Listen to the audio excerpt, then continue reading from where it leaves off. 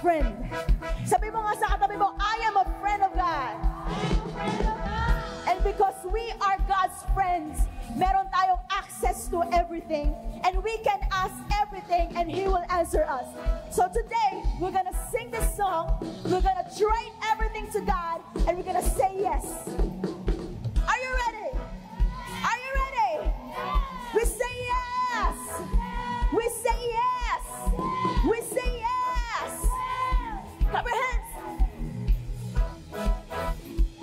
Sing with me. I'm trading my sorrow. I'm trading my pain. I'm laying them down for the joy of the Lord. Sing with us. I'm trading my sickness. I'm trading my pain. I'm laying them down for the joy of the Lord. Everybody dance with us. Yes, Lord, yes, Lord, yes, yes, Lord. Yes, Lord, yes, Lord, yes, yes, Lord. Yes, Lord, yes, Lord, yes, yes, Lord. Amen. Let's try. One more time. We say yes, Lord, yes, Lord, yes, yes, Lord. Yes, Lord, yes, Lord, yes, yes, Lord. Yes, Lord, yes, Lord, yes, yes, Lord. Amen. I'm trading my sorrows. I'm trading my sorrows. I'm trading my shame. I'm laying them down for the joy of the Lord. I'm trading my sickness.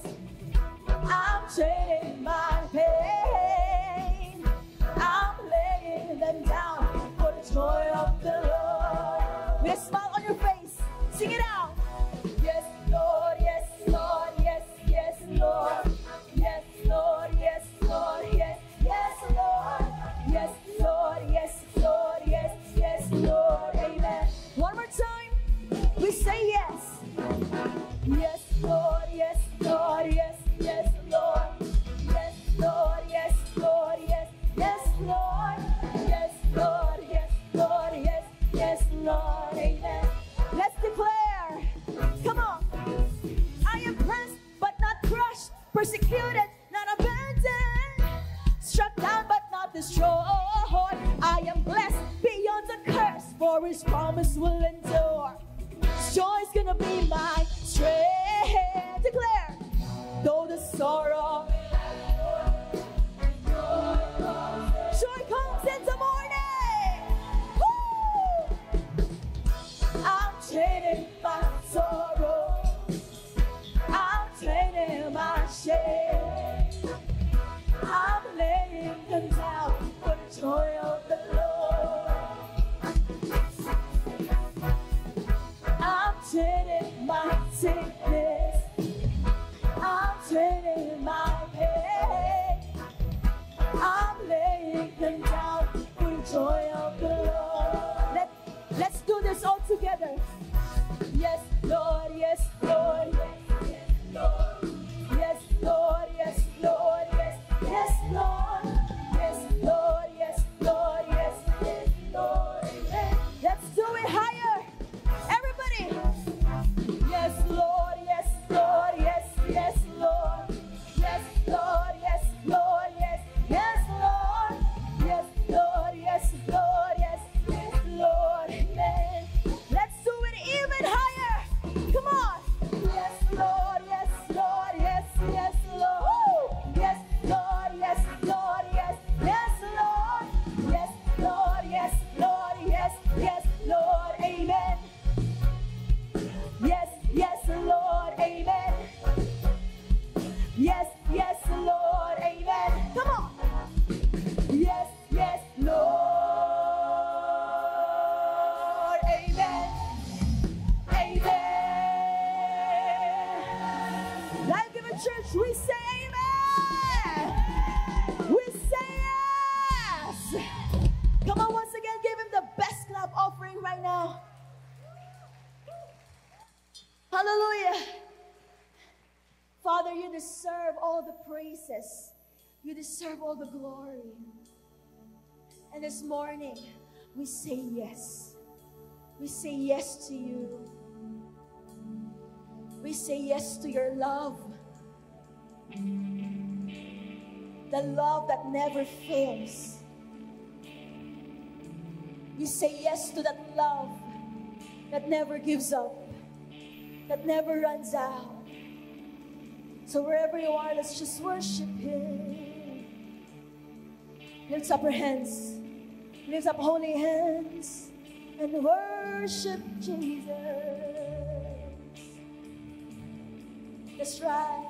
Hallelujah. Sinasamba ka namin, Panginoon. Let's just start this worship with our own melodies, with our own song.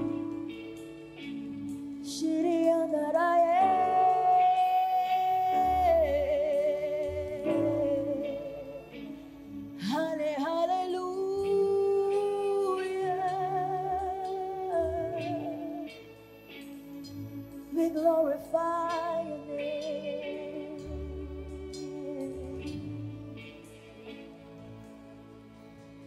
Higher than the mountains that I face, stronger than the power of the grave, constant through the trial and the change. One thing remains. One thing remains. Higher than the mountains that I face. Make this as your prayer. Stronger than the power of the grave, constant through the trial and the change. One thing remains. One thing remains. Lift up holy hands and sing. Your love never fails, never gives up. That's right. Never runs out on me. Your love never fails, never gives up, never runs out on me. Your love never fails, never gives up, never runs out on me. Your love, we sing your love never fails. Your love never fails, never gives up, never runs out on me. Your love never fails, never gives up, never runs out on me. Your love never fails, never gives up, never runs out on me. Your love.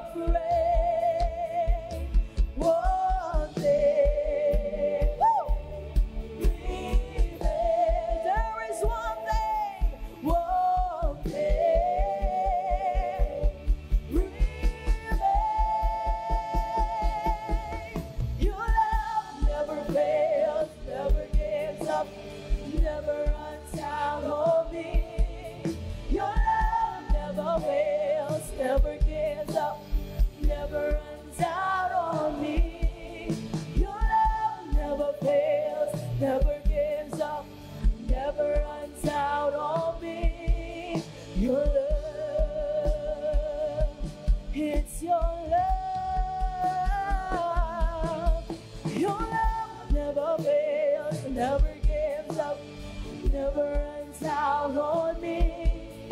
Your love never fails, never gives up, never runs out on me.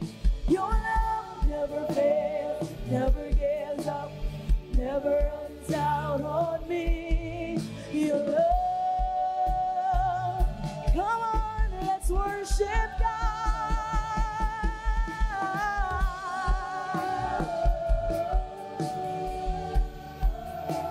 The love that never fails me, it's your love that never runs out.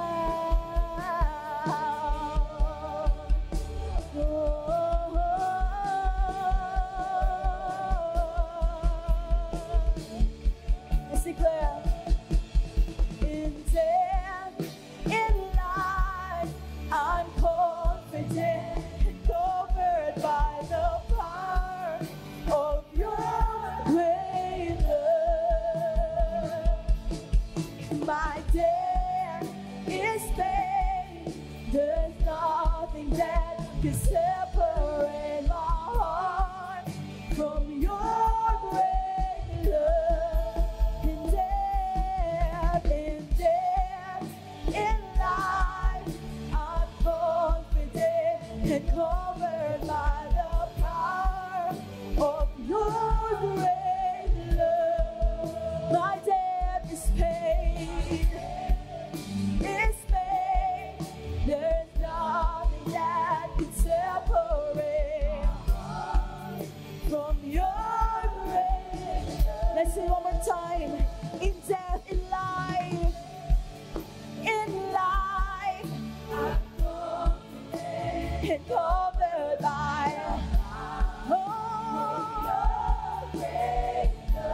of your great love. There's nothing that can separate my heart from your great love. Your love never fails, never gives. Sing it out. Never runs out on me. Your love never gives up, never runs out on me. Your love never fails, never gives up, never runs out on me. Your love, it's your love, it's your love that never fails me. Pag-ibig na hindi napapago, pag-ibig na hindi nagsasawa. At yan ang pag-ibig mo, Jesus. Yan ang pag-ibig mo, Jesus. Worship Him.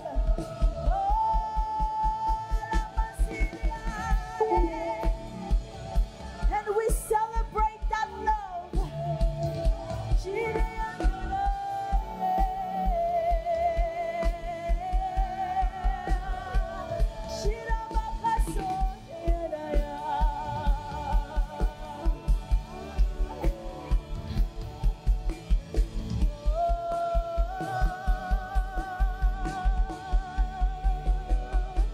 Love goes on and on.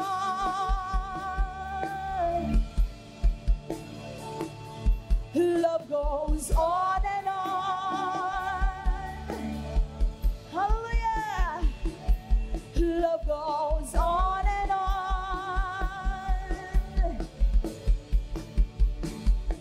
Love goes on and on.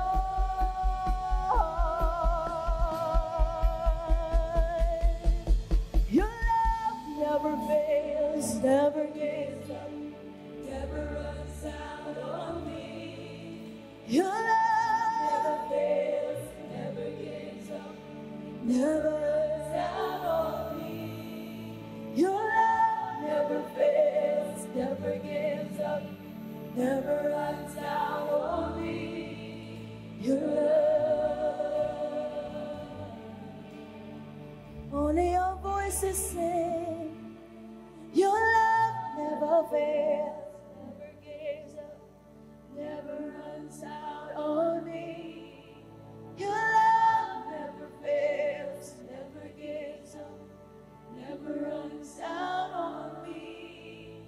Your love never fails, never gives up, never runs out on me. Your love.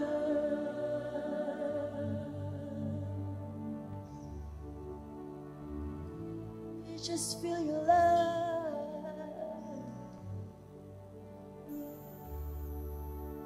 Your love will never fail me. And I can feel it now, now in this place.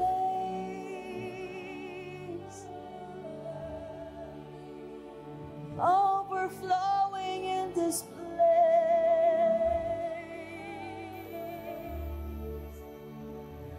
Salamat sa pag-ibig mo. Church, sabayan niyo lang ako. Sing with me and worship Him.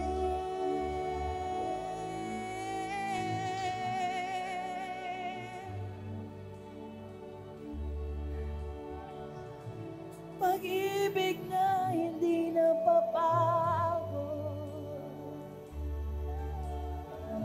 Salamat, O Panginoon.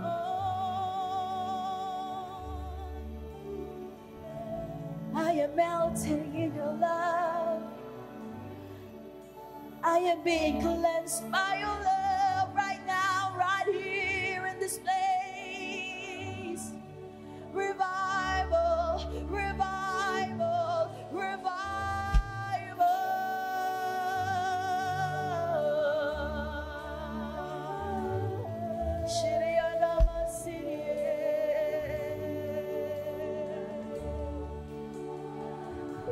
Ako'y lumalapit sa'yo.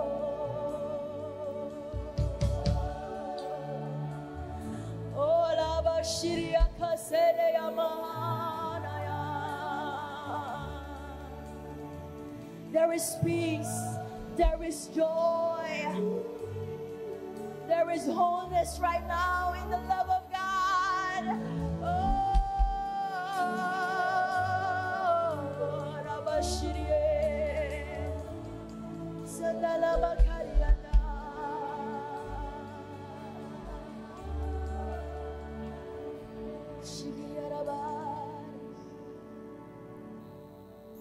Thank you, Jesus. Your presence is all I need. Your presence is all I want. Thank you for the love, Jesus.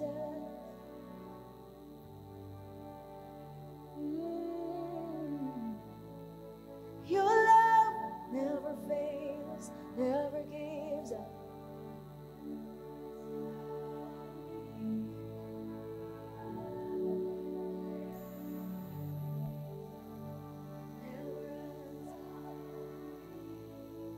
Your love never fails.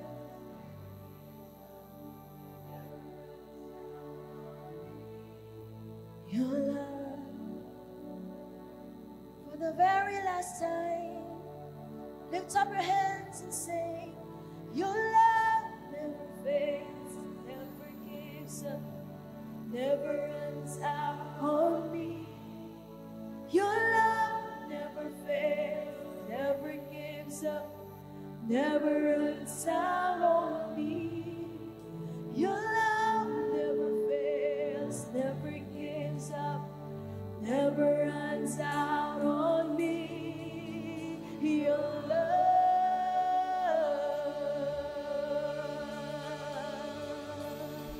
If you felt God's unending love this morning, I think He deserves the highest praises. Come on, church. Come on. Come on. Come on. Shout hallelujah. One more time, shout hallelujah. Father, honor you.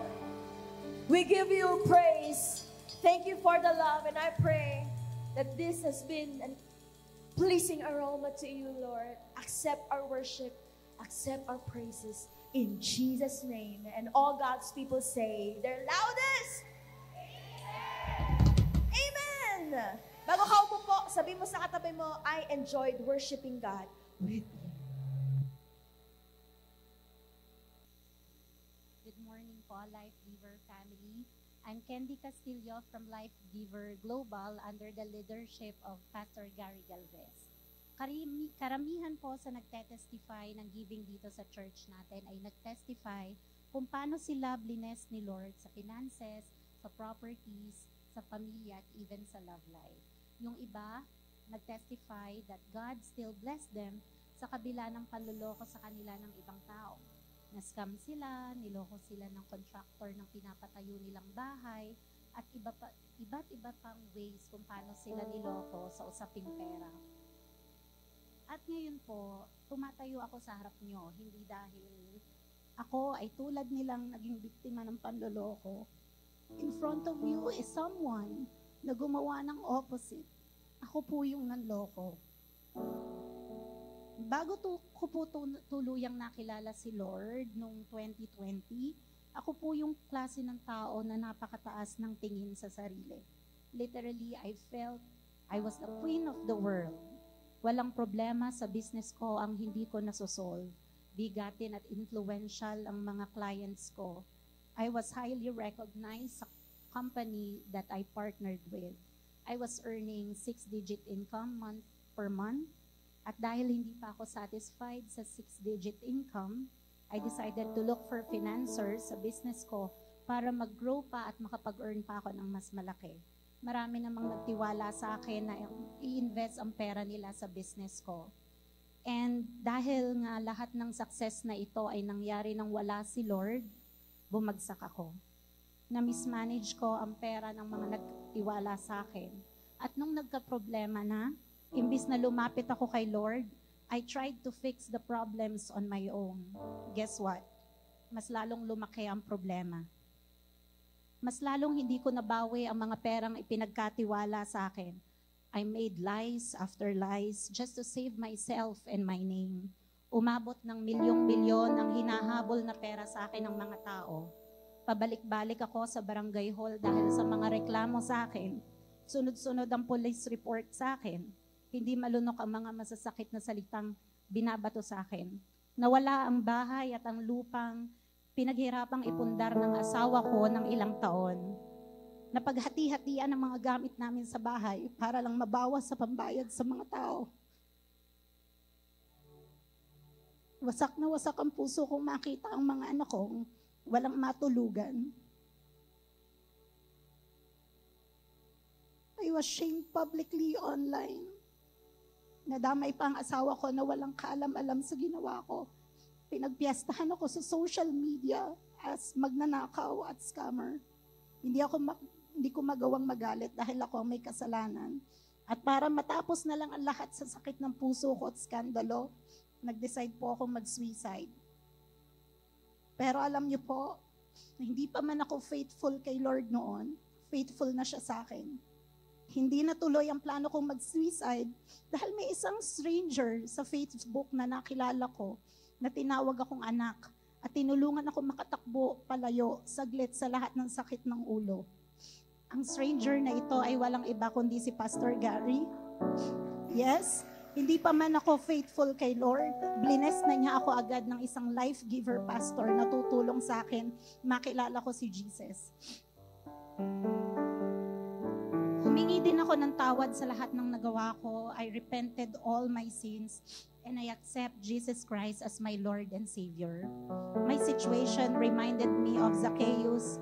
In Luke 19, it says, "But Zacchaeus stood up and said to the Lord, 'Look, Lord, here and now I give half of my possessions to the poor.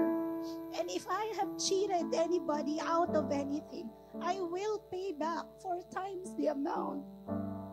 I've decided na na hindi takbuhan ang pangyayaring ito. Sa tulong din po ni Pastor Gary, lumapit ako sa isang attorney at nakipagkasundo sa isang debt repayment program.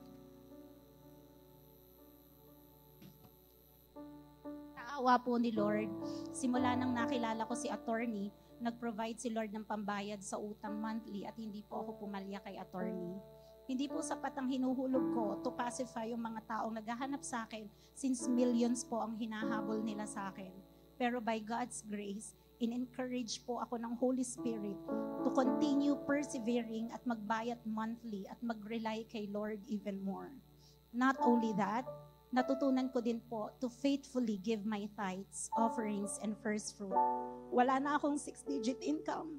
But since 2020, sinigurado po naming mag-asawa na magbalik kay Lord.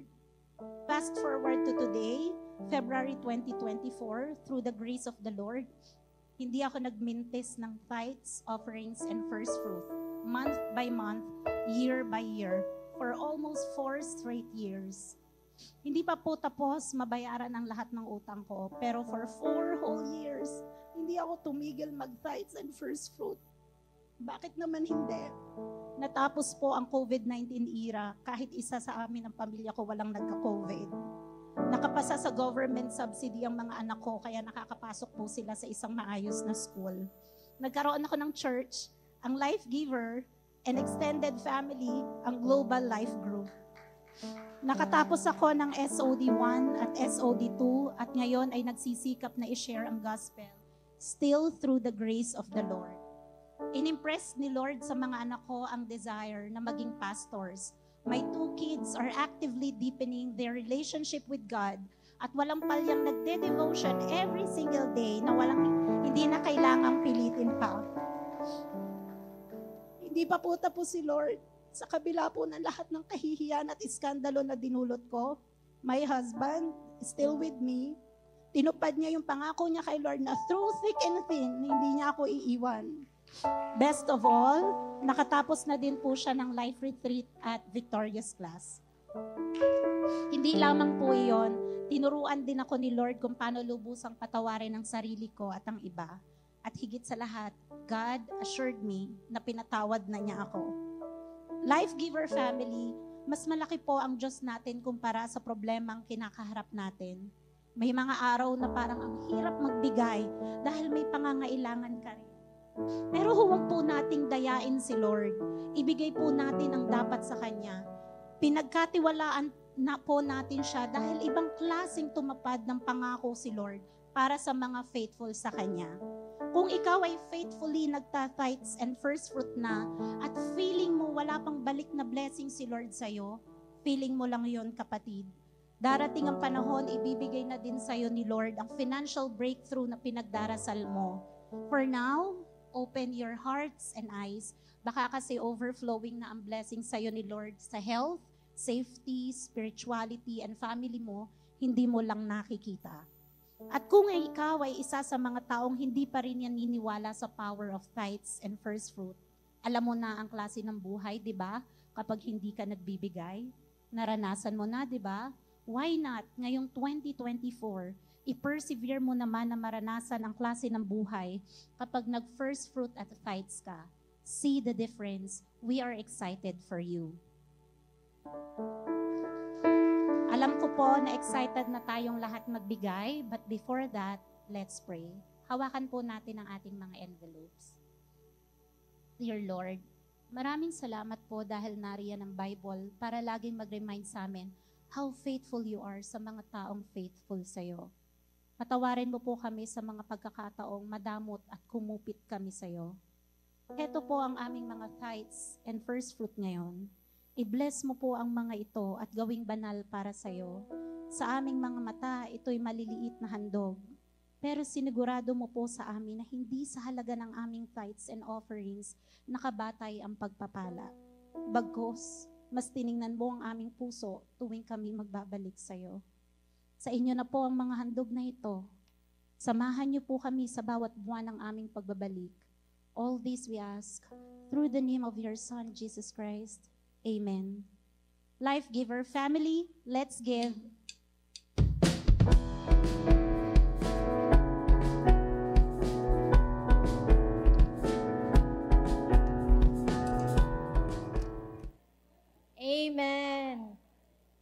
Ayan, sino po rito ramdam na ramdam ang pag-ibig na nanggagaling sa Panginoong Hesukristo?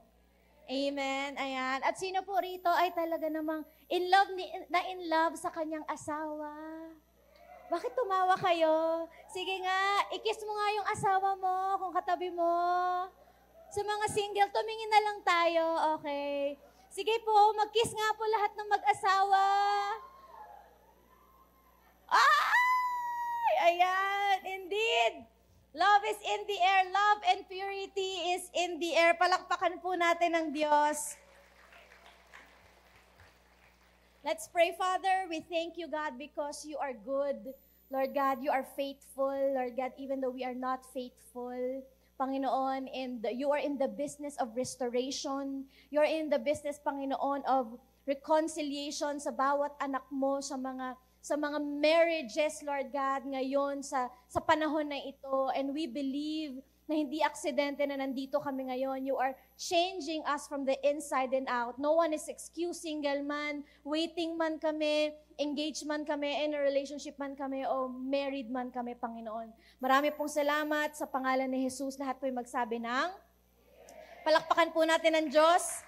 Upo na po tayo. Good news, yes, nasabi na ni Coach Mel and ni Coach Endry, no? But yeah, good news because our love and purity, our Fight for Love shirts are now available. Kung meron ka pinaglalaban, ang tamang pag-ibig, paglaban natin yan. It's now available sa second floor natin, so let's go, no? Sabay-sabay nating isuot ang pinaglalaban din natin. Amen? Amen. Sino po rito first time? Meron po tayong mga new friends in the house? Taas ang kamay. May mga orange stickers. Woo, welcome. Welcome po sa aming family. Palakpakan po natin sila, Life Giver family. We're not just a church, but we are a family here. So, come on. We are so excited to get to know you more. By the way, I'm Pastor Jamie Santiago Manuel, and I want to show you my little family. Yan. I'm married to John, and this is our 2 kids. Ayan, meron po akong 4 years old at meron na po akong 1 year old. Yay, thank you Lord, dumalaki na sila. Amen. And we are happily married. Wow. By God's grace. Amen. Yeah, I am 6 years na po kaming married, and sabi ko nga, mahal, grabe, 4 years na lang, magte-10 years na tayo. Sino po rito 10 years and above na pong married? Taas ang kamay. Salute you guys! Salute you po! Kasi alam ko, hindi po biro, no, na talagang to fight for love. And sabi ko sa kanya, mahal, magpapakasal ba tayo ulit after pag 10 years natin? Oo naman. Wow. And nakaka-excite, no, nung kapapakasal kayo ulit after 10 years, after 25 years, tama ba? And after golden years na. And let's celebrate love. Sabi mo nga sa katabi mo, let's celebrate love. Yes, and alam niyo po ba, okay, marapat lang po talaga, no, na we celebrate love. Marapat lang po na ang mga married couples sa Facebook ay proud na proud sa kanilang relationship. Tama? Minsan, di ba, parang, ano ba yan? Kadiri naman, nagkikiss yung mag-asawa. Hindi. Dapat talaga na sineselebrate natin ang pag-ibig, ang marriages. Amen. Hindi na makatabi mo. Yung asawa mo, sineselebrate kita, mahal. Sabi mo nga sa mukha niya, sineselebrate kita, laway-lawayan mo. Ay, may mga single pala, sorry po. Okay. Okay lang yan. Ino-note natin to for the future. Pero, alam nyo ba bakit po na dapat sineselebrate ang marriages? Because trending po ngayon ang mga hiwalayan ng mga sikat na celebrities na tinitingala natin. Tama po ba yon? Yung mga imposible na, naku, hindi maghihiwalayan, promise, kasi grabe talaga sila. Alam mo yun, Lodi. Diba? At alam niyo po ba, because of this, no, may mga boldly nagsabi na nagsisisi talaga sila na pinakasalan nila yung ex-partner nila. Sa mga interviews. Tapos boldly sinishare nila yung mga kamalian ng mga exes nila na para bang hindi sila na in love sa tao na yun noon. May iba naman, di ba, nakagawa pa ng kanta. Di ba? Diba, ganon. Yung hinga na lang yung kaya niyang gawin. Di ba? Kasi bakit? Ang sakit-sakit. Amen.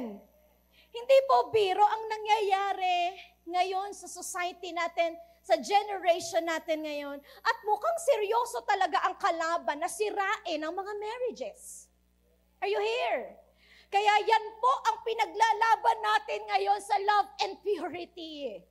Amen. Kino-combat po natin ang gawa ng kalaban sa henerasyon natin na puro na lang hiwalayan, na normal na lang ang annulment, na normal na lang na pag ayaw mo na, isusuka mo na lang.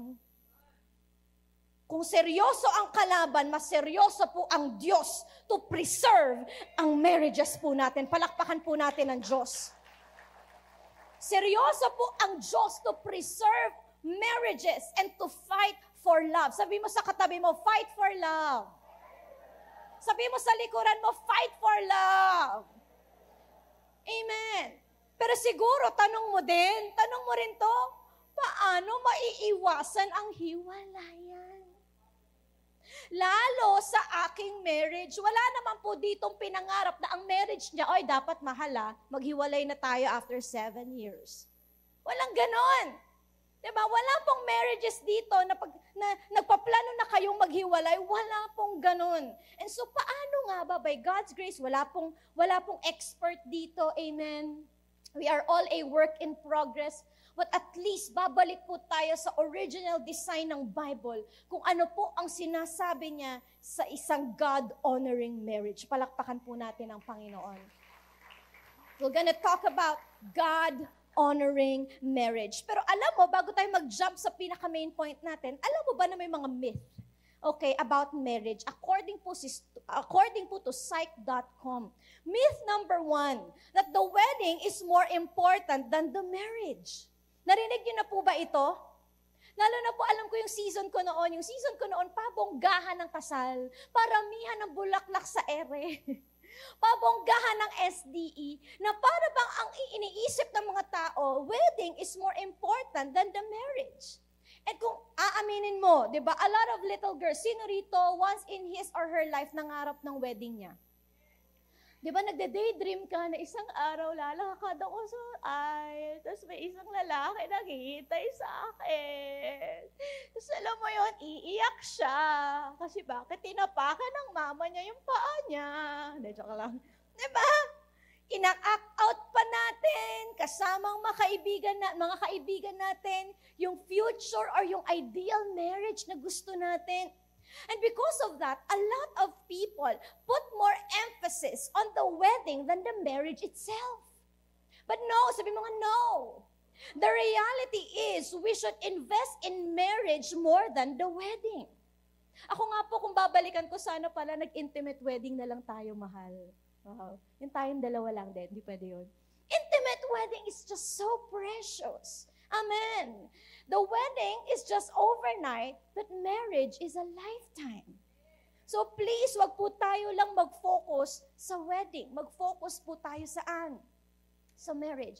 Myth number 2, tingnan mo nga to, no? Marriage daw makes your relationship better. Sino rito nakapagsabi niyan noon? Diba? Nako, pag nagpakasal ako, magiging maganda ang buhay ko. Ayan. Pag nagpakasal ako, ay nako talaga, alam mo, yung asawa ko, magbabago yan pag kinasal kami. Maniwala ka sa akin. Are you here?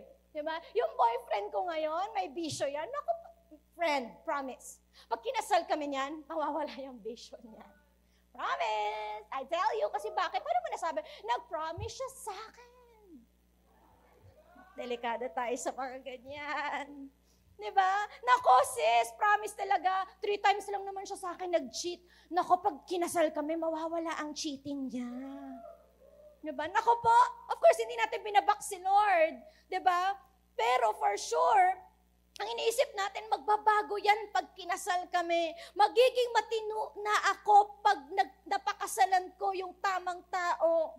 Pag nagkaanak kami, malay mo naman, for sure, magbabago yan. Di na yung magiging addict. Okay lang, promise. Diba? Na para bang ginagawa nating magic ang marriage, diba? Para mag-disappear ang ating relationship problems.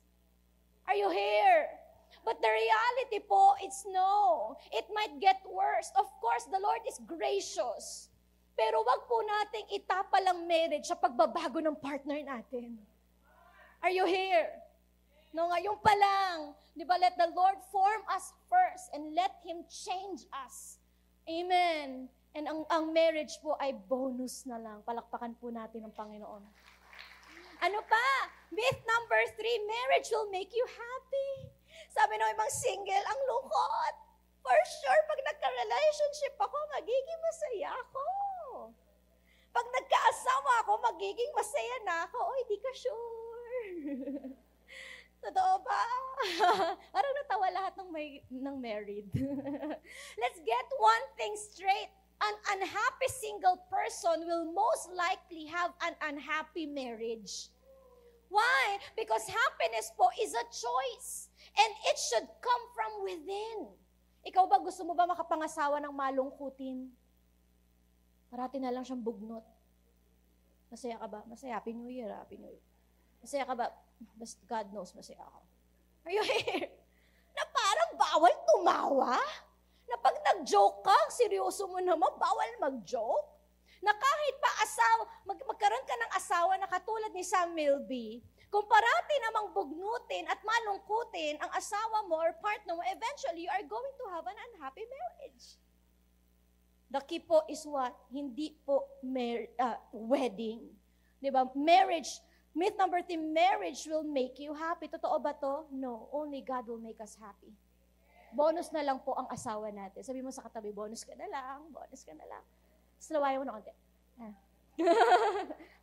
Myth number 4, marriage makes your life complete. Wow. Naku, alam niyo po, according po to research, this is one of the big myths according to marriage. Yung mindset and expectation that somebody will complete me. No, once again, marriage isn't magic that will make your life complete all of a sudden. Kaya pag may nagsabi sa'yo, alam mo, mahal, you complete me. Sabi mo sa kanya, wey.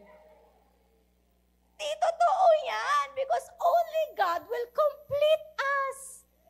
Two complete people joining together with God, that's completion.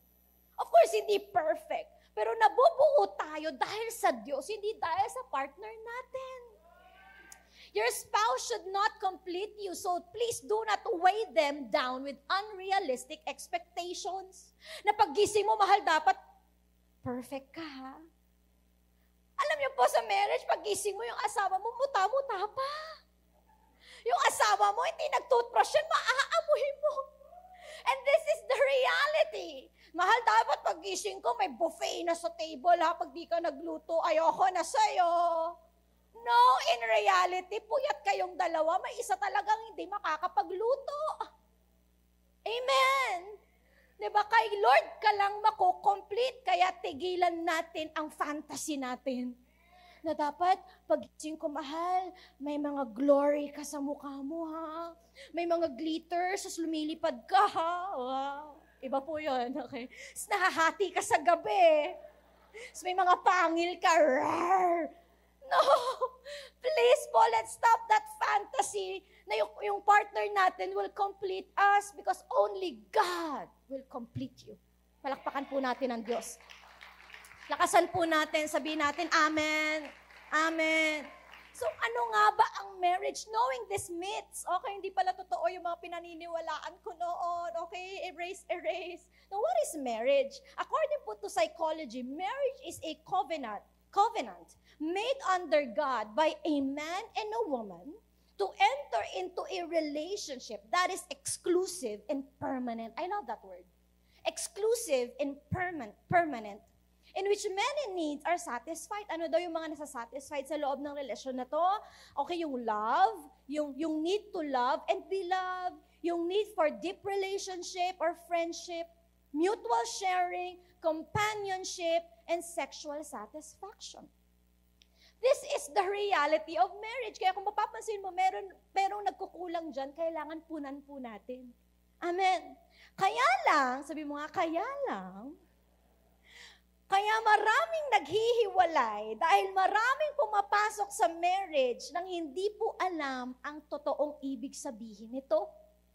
Marami lang inspired but not properly instructed. They don't even know the design of marriage.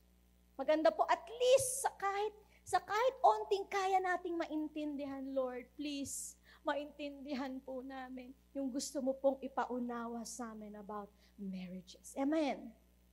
In Genesis chapter 2, verses 18 to 25, dito po tayo iikot. Mamaya sa points, babasahin natin each verses. But let me emphasize verse 18. The Lord God said, it's not good for the man to be alone. Di mo katabi mo, it's not good for that person to be alone.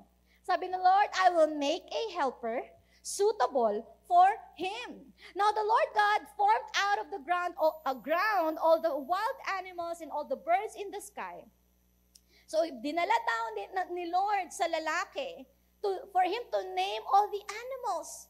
Pero jump tayo sa verse 20c. But for Adam, no suitable helper was found. Whew. So the Lord God caused the man to fall into a deep sleep. And while he was sleeping, he took one of the man's ribs and then closed up the place with flesh. Okay? And then, jump tayo sa verse 24. That is why a man leaves his father and mother and is united to his wife, and they become one flesh. Adam and his wife were both naked and they felt no shame. Palakpakan po natin ang salita ng Diyos. Thank you, Jesus. Alam niyo po ba, let's give you a little background. At the close of the 6th day of creation, God had surveyed everything He had made and pronounced it, very good. Sabi mo nga, very good. Pero meron daw isang nakita si Lord na not good. What's that? And that man is alone. Sabi mo sa single na katabi mo, are you alone? Ayaw ni Lord yan. Amen. Parang tinawanan. Ayaw ni Lord yan. Diba? So God, ang ginawa ni Lord, He saw the need. And God made the first woman and presented her to the man as his wife, companion, and helper. She was God's special gift. Yung babae na katabi mo, special gift yan ni Lord. Amen. Diba, gumanyang ka naman, girl. Diba?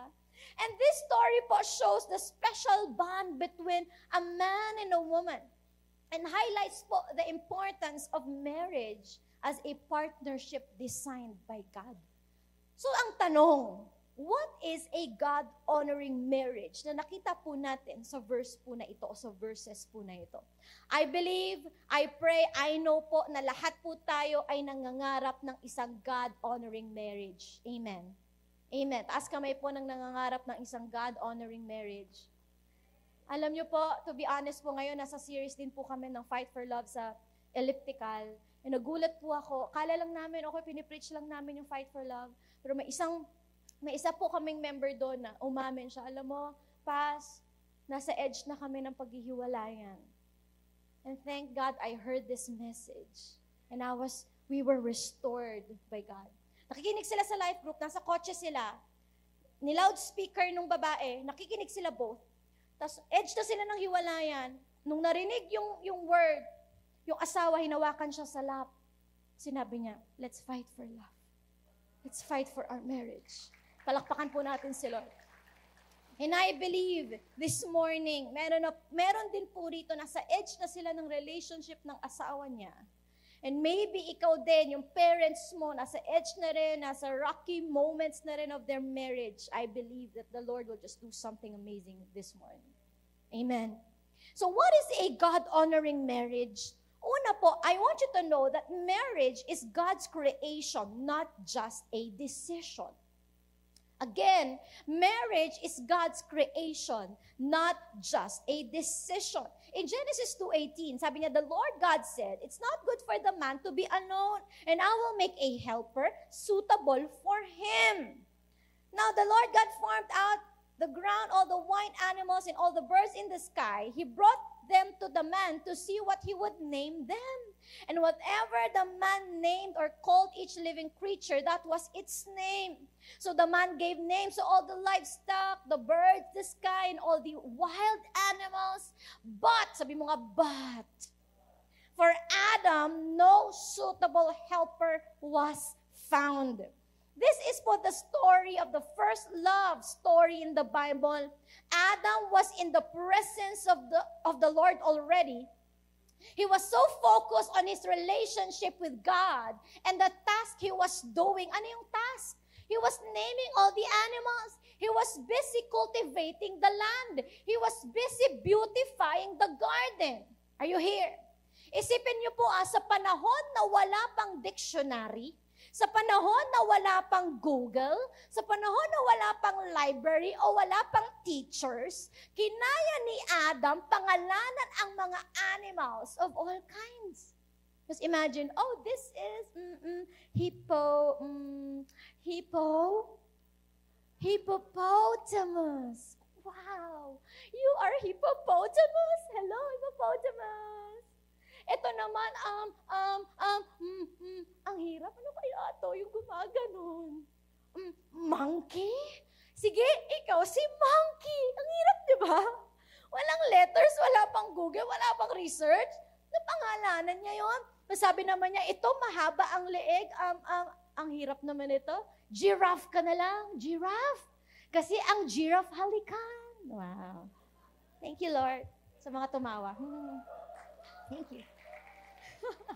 Ang giraffe Giraffe halikan. Isipin niyo po, he was busy with his relationship with God, with his calling, and his ministry, to the point na hindi na nga niya napansin na mag-isa lang siya. Are you here? So what happened, ito na po, papunta pa lang tayo sa exciting part. Si God na mismo ang nagsabi kay Lord. Sabi niya, si God na mismo nagsabi kay Lord? Okay, joke. Si God na mismo nagsabi kay Adam, sabi niya, it's not good for you to be alone. Sabi mo nga, I will make a helper suitable for you. I want to emphasize the word I. Sabi niya doon, it is the Lord, not just your decision, not just you, but God's decision. Sabi ni Lord, grabe, ang sipag naman ng anak ko. Grabe naman yung ministry nito. Grabe naman yung ginagawa niya para sa akin.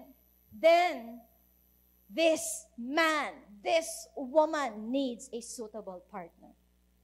Amen. The one who will help him, the one who fits him, and the one who will partner him in my calling for the both of them. Ang gandang storya. Tama po ba? Sabi mo sa katabi, ang gandang storya. Diba? And this reminds us na si Lord mismo ang may gusto ng marriage. Amen. Gusto niya na may kasama ka at katuwang ka. Amen. Si Lord mismo ang author ng marriage. Amen po ba? And so marriage is God's creation, not just your decision. Kaya nga hindi ka nagpapakasal dahil gusto mo lang. O trip mo lang. O dahil pressured ka lang. O dahil, di ko na emotional ka lang. Are you here?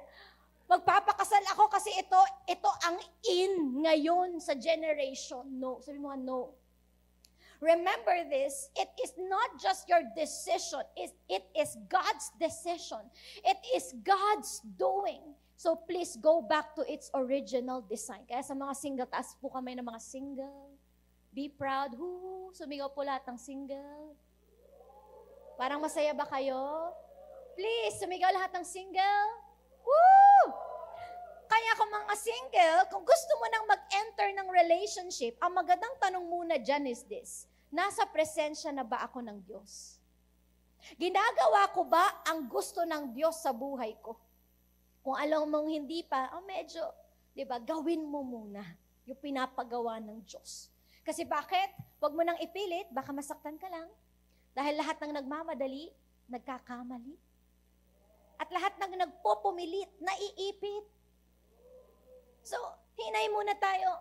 If you're in the season of waiting, assess, am I inside the presence of God already? At sa mga married, taas kami ng mga married, taas kami. Happily married. Woo! Parang happily married. Amen. At kung kasal ka na, okay po, salute po ako sa inyo, 10 years and up, married na po tayo. Grabe po, Lodi. I want you to know po that you need to go back to it, to God's original design. Bakit binigay sa'yo yang asawa mo? Para sabay ninyong gawin at i-fulfill ang purpose ng Diyos para sa inyong dalawa. Also, hindi binigay sa'yo yung partner mo dahil ikaw ang magbabago sa kanya. Hindi kasi Jesus na babaguhin ng tao. Kaya madaming tao, di ba, pasan nila ang bigat at pagod sa loob ng marriage kasi sila ang nagbabago at nagpapatakbo ng marriage. Pagbago ka, dapat pag nasa church, quiet ka lang. Dapat pag nasa bahay, hindi ka magsasalita. Ayoko ng ganyan. Hindi ka dapat ganyan. Are you here? Diba? Matuto na po tayo sa mga hiwalayan ngayon. Marriage is created by God. Hindi lang dahil gusto mo lang o ginusto mo lang, pero dahil gusto ni Lord. So let's go back to God's original design for marriage. Palakpakan po natin ang Panginoon. Thank you, Jesus. Second, first, marriage is God's creation, not just a decision. Second, marriage, what is a God-honoring marriage? Number 2 po is marriage is about claiming, not destroying. In Genesis 2:21-23, it says, "So the Lord God caused the man to fall into a deep sleep, and while he was sleeping, he took one of the man's ribs and closed up the place with flesh. Then the Lord God made the woman from the ribs he had taken out of the man." Woo! Galing ka pala sa ribs, woman. Thank you. "And he brought her to the man." Amen. Sabi ni Adam, the man said, sabi niya, ito po, grabe to. Sabi niya, "This is now the bone of my bones and flesh of my flesh. She shall be called woman, for she was taken out of man." The Hebrew says po, "Build he a woman." Some scholar po says, when God created the man, okay, he formed it. Sabi mga form. He used this, no, which the same po meaning for a potter forming a clay jar. So talagang lumalabas, nung fino-form po ni Lord yung babae, talagang grabe, buong ingat niyang hinubog, buong ingat niyang inalagaan, ito ay isang babae. Are you here? At dito rin po tinalaga ang pinakaunang kasal sa Bible, dahil dito natin dinala ng Diyos ang babae sa lalaki. But here's the thing. Ang ganda po nung sinabi ni Adam dito, nung nakita na niya ang kanyang asawa o mapapangasawa, sabi niya, "This is now bone of my bone. This is now the flesh of my flesh." Sabi mo sa asawa mo, "You are the bone of my bone." Parang masagwa ba? "This is now flesh of my flesh." So lumalabas, nakita natin that here, he claimed her. Adam claimed her wife. Claiming po here means to ask for, especially as a right. Sa context po ni Adam, it has a sense of ownership. Sabi mo nga, ownership. He let God decide, okay, what's his. Hinayaan niya si Lord mag-decide kung sino ang para sa kanya and when to own it. Lord, ikaw na mag-decide kung sino para sa akin at kung kailan ko siya i-own. Are you here? Sa context naman natin, it is God's go signal to propose. It is God's signal to marry.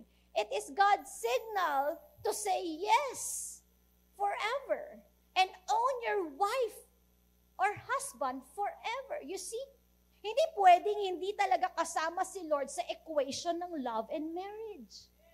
Kaya kung single ka, taas ulit naman ng mga single and proud, sabi ng isa, hayaan mo si Lord ang mag-decide kung sino ang para sa'yo. At pag binigay na ni Lord sa'yo, di ba? Pag binigay na ni Lord sa'yo, i-claim mo na. Yung iba, sinabi na ni Lord sa kanya, "Anak, para sa'yo yan." Hanggang ngayon, hindi pa rin kiniklaim. Hanggang ngayon, hindi pa rin nanliligaw. Are you here? I-claim mo na. At once kinlaim mo na wag mong pakakawalan. Lalong wag mong sisirain. Men, we are responsible. Wag nating wasakin ang buhay ng mga babae. At least lang mga babae, wag din tayong paasa. Diba? Ini-entertain natin, hindi naman pala natin sasagutin. Diba? Yung mga lalaki naman, diba? Gusto ligawan, liligawan, pero at the end, iiwan din. Huwag ganon. It's about claiming. Love is about claiming, not destroying. Yung iba kasi, sa una lang kinlaim, tapos pag nagtagal, sinosoli na sa magulang. Diyan ka na nga sa magulang mo. Di tayo magkaintindihan. Diba? Nakalimutan na yung vow na for better or for worse. Sa umpisa lang magaling, pero sa kalagitnaan ng iiwan. Ang dahilan, kasi ang dami naming differences. Na nakalimutan niya na pag nag-jump ulit siya sa another relationship, may differences na naman siyang kahaharapin. The thing here is who you chose to struggle with. Who you chose to struggle with. Ako po, I chose to struggle with my husband forever. Iyak ako. Dami namin kinaharap for the past 6 years. Dapat di kasama yung iyak eh. 6 years po ng marriage namin, na-hospital siya, na-aksidente siya. Ang dami ko nakita. Sabi ko, nung nakita ko na siyang dugan, ba't ganyan? Ba't ka pa sumuot sa poste? Hawak ko yung mga anak namin. Ba't ka nanghina talaga ako? Kinaya namin yun. I was breastfeeding. I was busy with the ER. Papasok ako sa ER. Lalabas ako sa ER. Magbe-breastfeed. Di ko alam paano kukunin yung pera. Saan namin kukunin yung pera. After niya gumaling, yung anak ko naman, na-confine yung bunso namin. He was just 4 months. Sabi ko, Lord, isa-isa lang. Na-quarantine kami sa loob ng ospital. May room pa sa loob ng ospital. I felt, yung pala yung totoong feeling ng depression na wala kang kasama, mag-isa ka lang dito. And nakita ko yung suffering ng anak ko, mali-mali yung naturok sa kanya, hindi ko na maintindihan. Sabi ko, Lord, anong gagawin ko? After ng anak ko, yung mother-in-law ko naman, hospital, bigla na lang siya nagkaroon ng acute, parang amnesia, na nakalimutan niya lahat for 5 hours because of too much overthinking. Kaya wag po tayo mag-overthink. We ko, Lord, wait lang naman. Isa-isa lang. Sa 6 years ng marriage namin, yung mga anak namin, grabe yung sakit, pabalik-balik, uubo, sisipunin and all that. Tatakbo namin sa hospital. Umabot po sa point yung sweldo namin, yung kung ano mang natatanggap namin, binabayad lang po namin sa hospital.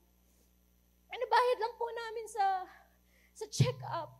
Sabi ko, Lord, ang hirap. Ang hirap naman ng marriage. Ang hirap naman. Na ganito pala talaga yung for better or for worse. But it's who you choose to struggle with.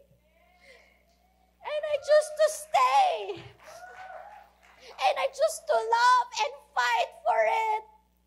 Na kahit mahirap, na kahit may kahit pa. Naiyak lang po ako kasi totoo pala yung hirap ng marriage. Kaya salute po ako sa mga 10 years and up na po na marriage. Palakpakan po natin. Hindi dapat kasama yung pag-iyak. Sa umpisa lang, ang pagmamind, pag ayaw na ang sagot, fine. Ang daling give up sa marriage ngayon. Bakit? Kasi parang ito ang uso. But no, choose who you will struggle with. Mahal, pagtatagumpayan natin lahat ng struggle magkasama, di kita iiwan. I will never leave you in the middle of the fire. Palakpakan po natin ang Panginoon.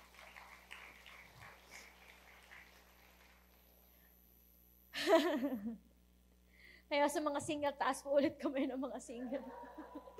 Umiyak na ako, nangaasar pa rin ako. Umiyak ka na, nangaasar ka pa rin. Mga single!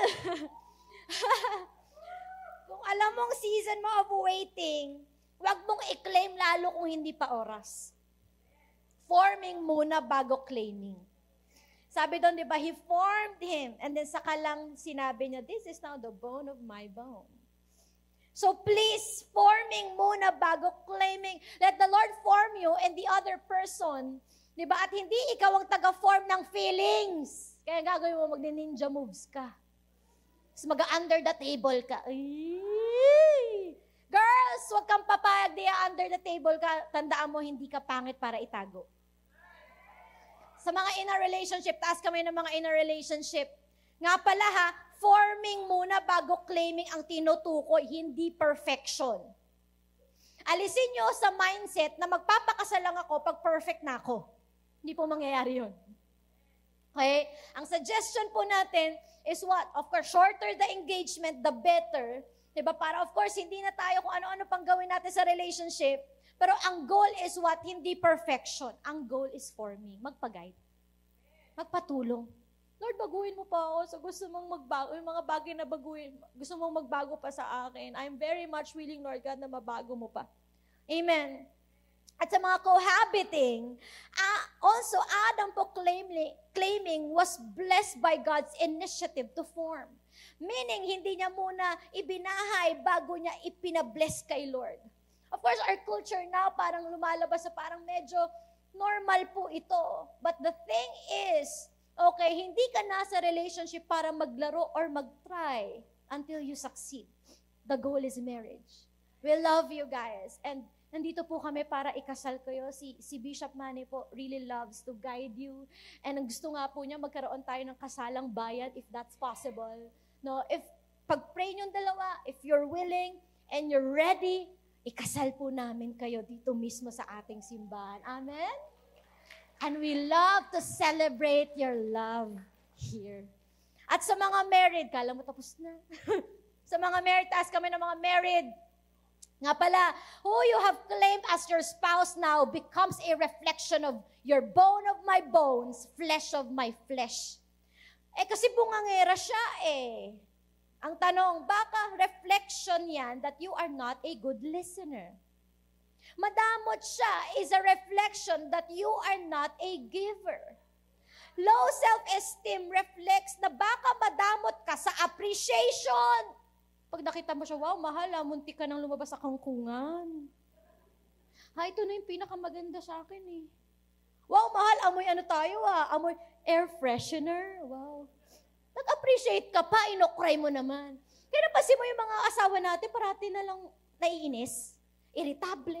Hindi man lang ako in-appreciate. In-appreciate nga ako, inalantulad naman ako sa air freshener. Amoy ano pa ako, lemon? Wow. Amen! Diba? Mahal or asawa, lalaki, babae, let's learn po to appreciate. Yes. Sabi, appreciate mo nga yung partner mo, I love you. Wow. Diba? Couples don't only share a house, savings, or bed. They also share a reputation. So what you do with your spouse either honors you or humiliates you. Share victories, protect weaknesses, and be in a constant forming through discipleship. Notice also po that a man can only claim for himself one woman. Amen. Kaya nga sa rib, kinuha, tama, hindi ribs. Rib. Isa lang. Hindi inubos ni Lord yung buto mo para makadami ka ng babae. Hindi, marami itong bone of my bones. Let's go! Hindi po, sabi niya rib. He had taken out of the man. Hindi ribs. Kaya mo i-claim, sinasabi ni Lord, dapat okay lang mang babae. Hindi po, one man, woman lang tayo. Palakpakan po natin ang Diyos. Come on! Disipulos! Ahoo! Woo! Let's go! So first, marriage is God's creation, not just a decision. Marriage is about claiming, not destroying. I'm done. And number 3, marriage is a covenant, not just a contract. Nag-trending po itong word na to na contract, na papel lang daw siya, no? But in reality, because marriage is not just about contract, it's a covenant between you, God, and your spouse. Sabi niya doon in verse 24, 25, for this reason, a man will leave his father and mother and is united to his wife, and they will become one flesh. The man and his wife were both naked and they felt no shame. Sa marriage daw may leaving. Kita natin doon, may iniiwan ka na. Letter B, may cleaving. Nagsasama na kayong mag-asawa. And number 3, may weaving. Dito kayo ay nagiging isa. Isa sa finances, pagmamay-ari, pagtatayo ng pagpapamilya, di ba? At pinakamaganda sa faith at paglilingkod sa Panginoon. Ano naman ibig sabihin ng covenant? Covenant means it is permanent. Marriage represent a serious commitment. Hindi daw siya paiba-iba. Hindi yung isusoli mo pag ayaw mo na. Hindi siya nagbabago at pabago-bago. Kaya sabi sa vow, till death do us part. Hanggang sa kamatayan, hindi magbabago ang tingin at pagmamahal ko sa iyo. Ako, every time I forget, the reason why I married John. Pag nakakalimutan ko minsan, pinipilit ko talagang alalahanan yung una naming pagtatagpo. And I was reminded how I fell in love with him and how he is a blessing to me in life and in the ministry. And if ever man makalimutan ko, pinipilit ko talaga, Lord, paalala mo sa akin yung una, bakit, at paano. Amen. It is permanent. Letter B, it is sacred. It involves a solemn promise or pledge. Kaya kung mapapansin po ninyo, sa wedding parating may vow. Bakit? Para magkaroon ng solemn promise or pledge ang dalawang mag-asawa sa isa't isa. It becomes sacred dahil kaharap ninyo ang Diyos at ang mga taong mahal ninyo sa buhay. So please panghawakan at gawin ang mga binitawang salita sa altar. Palakpakan po natin ang Diyos. And letter C, covenant means it is exclusive. Grabe, ini-stress talaga, no? It is what? It is permanent, it is sacred, and it is exclusive. Though it is exclusive, it is not private. Meaning, it is legally declared in public with community, with recognition, with witnesses, and with accountability. Pero hindi daw siya sikreto.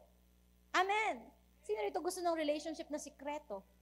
Wala pong blessing sa isang relationship na sinisikreto. Amen. It should be celebrated. Amen. Di para lang ito sa aming dalawa. Okay. No. Diba? Kaya, it is exclusive. Diba? Pero it is celebrated by your community. So lumalabas, a contract in marriage is a legal agreement, contract, while a covenant is a spiritual and moral commitment. Kaya nga dapat, since this is a covenant, not just a contract, don't speak what you see in your marriage. Speak what you want to see. Be careful who you allow to speak in your marriage, because not all people in your circle are allowed to speak in your marriage. Hiwalayin mo na. Wala na yan. Hiwalayin mo na yan. Walang forever. No. I believe God will use people to speak to us. But I hope and I pray you will be discerning enough to hear it from God. Ano ba mga example? These are examples of faith-filled affirmations for your marriage. Pag dumadaan ka sa problema at nahirapan kayo, our faith is strong and together we can overcome anything. Pag may mga anak na kayo, Jesus is our foundation and our marriage is a great example to our kids. Kapag nagkakaramdam ka na ng pride o nakakaramdam na kayo ng pride sa isa't isa, I choose to love, to be patient, to be kind, and to forgive my spouse. Mahal, wala ka pang ginagawa sa akin, pinapatawad na kita. Kapag naman nawawala na tayo ng gana sa isa't isa, we have a remarkable intimacy in our marriage and we satisfy each other's needs. At kapag naubusan ka na ng pasensya at puro mali na lang ng asawa mo, nakikita mo, we don't keep a record of each other's wrongdoings. Since marriage is a covenant, not just a contract. Can we apply this? Basahin po natin sabay-sabay. Sige. Yes. And we can also apply this. Don't attack your partner. Attack the problem. We have the tendency to just attack our partner. Alam mo kasi dapat ikaw ganito ka. Ikaw kasi ganyan ka. Don't attack your partner. Attack the problem. Address the problem. Alam mo po, sa 6 years po namin, ito po yung talagang inaayos po namin. Because we have the tendency to attack our spouse. And we can use the I principle than the you principle. Yung you principle, ito yon. Ikaw kasi ganito ka, hindi mo na ako pinagbubuksan ng pintuan. Ikaw kasi noon, dati, ganito ka. Ikaw talaga, yung labahan, nilagay mo na naman sa sahig, andyan na nga yung labahan eh. Instead of using you can use I principle. Mahal, I appreciate you if nilalagay mo yung madumi mong damit sa labahan. Okay. Alam mo na ano ko to sa asawa ko? Kasi ako, tendency ko talaga, mahal, ano naman yan? Pero natinry ko siya, nandito ba siya? Nung tinry ko, mahal, alam mo, na-appreciate ko talaga. Pag pinagbubuksan mo pa rin ako ng pintuan, sa lahat ng pintuan. Alam mo, lahat na tuloy na pintuan, pinubuksan niya para sa akin. You know what? I appreciate you if you serve me. That's my love language. Alam mo, kahit yung toothbrush ko, aangat niya sa kwarto, tapos may tubig na. Toothbrush niya. Higa ako ng toothbrush. Sarap ng buhay. Tapos after preaching ko, di ba, pagod na pagod ako. Alam mo, mamasahin niya yung pa ako. Because that's my love language. And we learned yung word na, yung principle of I than you. Instead of saying, ikaw kasi, I appreciate it if you do this. Pag may gusto kang ipagawa, I appreciate you if you do this again for me. Alam mo, kinabukasan, check mo. Gagawin na yung gusto mong gawin. Kaysa mag-away tayo. Amen? Kami po, minsan nakakalimutan pa rin namin tong principle na to. Pero alam mo, it works. So let's try it. You wanna try? Han, I appreciate you if pinagbubuksan mo pa rin ako ng pintuan. If you are trying to change each other, it will create emotion. Use proper language and gestures. Remember, marriage is like a garden. If you don't water it every day, it will die. Para lang ito sa matatapang na kayang magpatawad. Kung hindi mo kaya magpatawad, huwag kang magpakasal. Ipaglaban mo. I-work out mo. I-prioritize mo sunod sa Panginoon. Mahalin mo ng todo. Fill the love tank of your partner. Kung single ka, ito, i-mark mo yung mga words na to kasi soon, you're gonna use it. And please display Jesus to your partner. But I just wanna be clear, hindi ito yung ipaglalaban mo yung kalokohan niya. Kahit alam mo namang paulit-ulit na binubugbog ka na ng bababae na nagbibisyo na, di ba? Ganun pa rin, okay lang sa'yo. Of course, seek counsel, may matinding advice, si Bishop dyan, sa mga mentors natin, mga coaches natin. Dahil hindi ito yung dinesign ni God na marriage, na sinasabi po ni Paul sa 1 Peter. Di ba? No, wives, you must stay in a abusive relationship. No. Diba? And be treated like a garbage. Hindi na naman yung gusto ng Panginoon. Nasabi ng Lord, have a common mission together. Pray for a godly spouse. Not just someone who attends the church. Please, pray for a God-honoring marriage. Palakpakan po natin ang Diyos. Thank you, Lord. Tatayo po tayong lahat. And we will just, ask the Lord for grace and ask the Lord for mercy. Lord, dito madali. Hindi madali ang God-honoring marriage. But please help us to fight for love.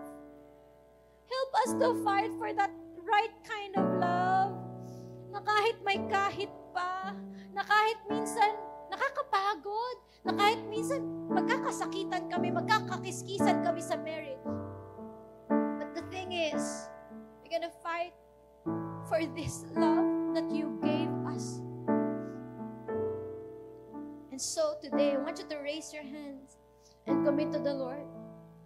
That, Lord, I want to have a God-honoring marriage. Alam niyo po, ang dami pong wasak na mga kabataan ngayon kasi may mga marriages na ang dahilan kung bakit sila nasasaktan. Ang Generation Z natin ngayon, isa sa reason bakit sila ganito is because of broken marriages. Na sana, mag-decide tayo as life-giver family na, Lord, di na ako dadagdag sa mga hiwalayan. Ang dami ng mga Gen Z, mga kabataan ngayon na wasak dahil wasak ang kanilang mga pamilya. Mga depressed kasi bakit naghiwalay si mama, naghiwalay si papa. Wasak sila yung mga kabataan Kasi bakit dysfunctional ang marriages na nakikita nila sa bahay. Kaya feeling nila hopeless na sila, wala nang pag-asa, traumatized na sila, ayaw na rin nila mag-asawa kasi nakikita nila sa tahanan. And so we rebuke that in the name of Jesus. Lord, tapos na po ang galaw ng kalaban sa marriages sa Pilipinas. Lord, tapos na po ang galaw ng kalaban sa aming mga relationships. Lord, please bless and anoint all fathers in this place. Lord, bigyan mo sila ng lakas na magmahal kung paano ka nagmahal sa simbahan. Lord, I pray that you give all the fathers, Lord God, the love that comes from above. Yung pagmamahal na galing sa'yo para maibigay rin nila ito sa kanilang spouse, sa kanilang mga anak. And also, Lord, we also pray for all women in the house, for all wives in the house, for all mothers in the house, and even mga single women in the house. Father, we rebuke all traumas from the past. Dahilan kung bakit ayaw na nilang mag-asawa. And even yung mga wives ngayon, Lord God, na traumatized, Lord God, sa kanilang karelasyon. Lord, today, we ask for breakthrough. We ask, Lord God, for your supernatural power to intervene, Lord God, in our marriages today. In the name of Jesus, to rescue all marriages. Lord, please, rescue our marriages. And kung ikaw ay youth, wala namang pag-asa ang mama at papa mo. Ngayon, binibigyan ka ni Lord ngayon ng faith, ng hope, na hindi ko tutuldukan ng mga magulang ko. Lord, we speak for reconciliation. Lord God, sa mga kabataan ngayon na single, na namamag-asa, Lord God, na mag-reconcile ang kanilang mga magulang. And if you are, siguro ikaw ay cohabiting, no, matagal na kayong live-in, know that we rejoice with your marriage or with your relationship. And I think it's time, itama natin. Ihatid mo na sa altar yung partner mo. Mahal ni Lord yan. Mahal ka rin ni Lord. At alam mo, ibibless tayo ni Lord pag pinreset natin ang malinis ang ating partners. Today, raise your hands and let's have a revolution of fighting for love. Let's have this revolution. Lord, I will fight for my marriage no matter what. In the name of Jesus. Worship God. Oh God.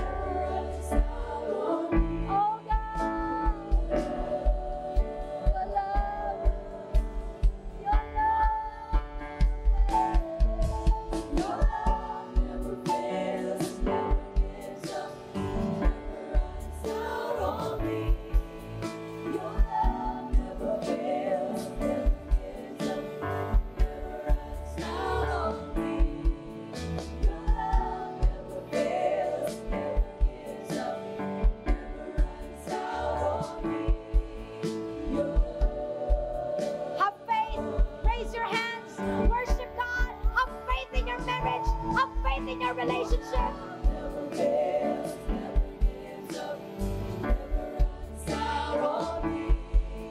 Your love never fails, never gives up, never runs out on me. Your love never fails, never gives up, never runs out on me.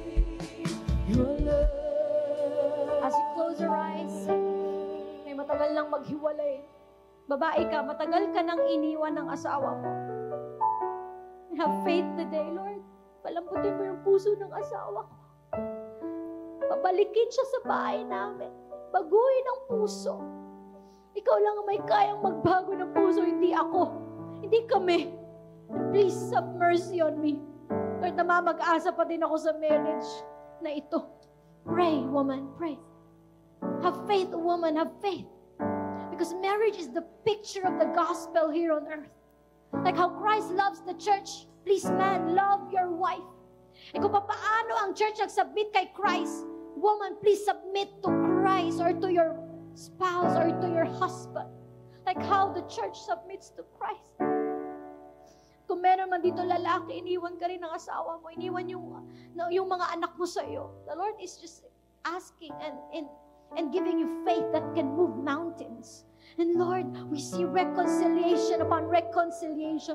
We see, Lord God, revival upon revival in each marriages, Lord Jesus Christ. And I pray and speak to all single men and women. Lord, marahil sila po'y traumatized sa mga nakikita nila at naririnig nila. But we rebuke that traumas in the name of Jesus. Lord, teach them to preserve. Teach them to wait at the right time. Teach them, Lord God, na mag-pursue ng tamang tao. Idaan sa tamang proseso. Because ayaw na namin makadagdag sa mga broken marriages sa society na ito. Plus, we want to honor you in our marriages, Lord God. And so please, we pray for that divine anointing to come right now. Speak in our marriages. Come on, speak in your marriage.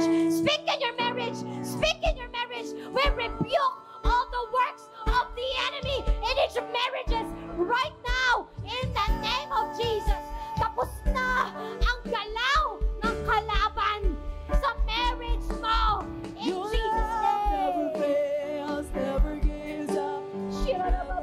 Out on me. Your love never fails, never gives up. Out on me. Your love never fails, never gives up. Never runs out on me. Your love goes on and on. It goes on and on. Your love goes on and on. Your love never fails, never gives up. Thank you, Lord. Never runs out on me. Fight for love. Your love never fails. We're gonna fight never for right gives up. love. Never runs out Thank you, on me. Your love never fails, never gives up, never runs out on me. Your love. Today, I want you to grab your husband or your wife, and I want you to pray as a partner. Puntahan mo yung asawa mo. Puntahan mo yung ka-relationship mo. If you're single, pray for one another. Habang lumalapit ang ating mga new friends with orange sticker, if you know that you have that orange sticker, habang nagpe-pray ang congregation, I want you to come in front as we welcome you in this family for the glory of God. Come on, pray as husband and wife. Ibigay mo ang relationship mo sa Panginoon. And if it's your first time, please do come in front. Thank you, Jesus. Wow. Welcome. Welcome to Life Giver.